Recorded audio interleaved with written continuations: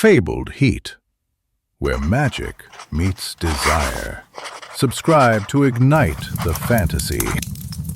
The fluorescent lights of the infernal accounting department hummed, a pathetic imitation of heaven. A sterile, buzzing white that did nothing to alleviate the oppressive weight of hell, even in its most bureaucratic corner. Here, in the depths of hell's corporate sprawl, a labyrinth of identical gray cubicles stretching into the smoky distance, I was just Alara, a starseed filing expense reports, Form 666B, demon sustenance, soul acquisition costs. Thrilling, wasn't it? A ghost in a realm of demons, meticulously tracking the budgetary impact of eternal torment.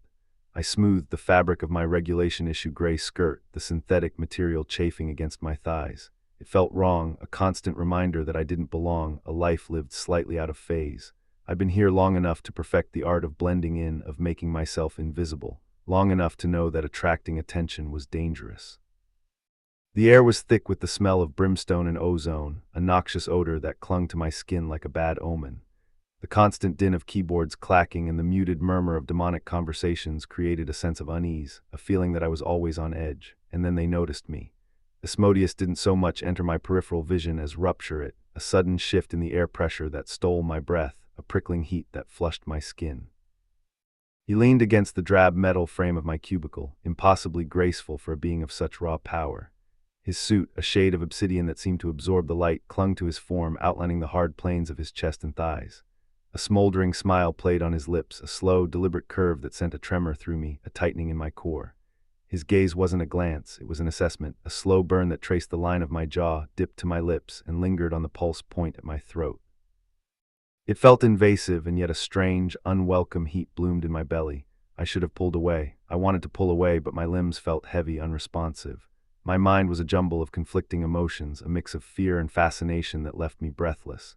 Asmodeus's eyes seemed to bore into my very soul, as if he could see the deepest, darkest secrets that I kept hidden. And then there was Belphegor. He wasn't with Asmodeus, not exactly. He was a shadow in the periphery, a subtle distortion of the already dim light, a chilling counterpoint to Asmodeus's heat. He didn't lean, instead his presence was a cold whisper that brushed my spine, promising a different kind of danger. I felt a shiver run down my spine as his gaze met mine, a fleeting glance that seemed to hold 1,000 unspoken threats.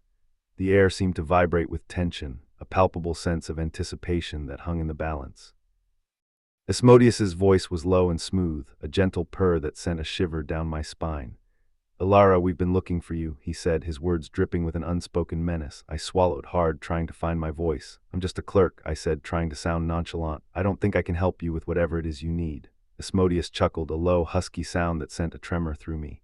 "Oh, but you can," he said, his eyes glinting with amusement. "You see, we've been having some discrepancies in our accounting, and we think you might be just the person to help us sort them out."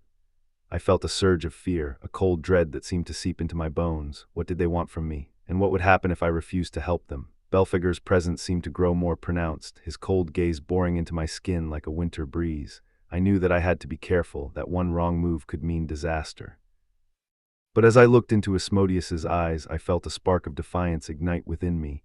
I would not be intimidated, I would not be afraid, at least not yet. "I'm happy to help in any way I can," I said, trying to sound calm. Asmodeus smiled, a slow, deliberate curve of his lips. "I thought you'd see it our way," he said, his voice dripping with satisfaction. And with that, my fate was sealed. I was drawn into a world of darkness and deceit, a world where the lines between good and evil were blurred, and the only constant was the thrill of the unknown. As I stood up, my heart pounding in my chest, I knew that I was in for the ride of my life. The fluorescent lights seemed to hum in agreement, a sterile, buzzing white that seemed to pulse with an otherworldly energy.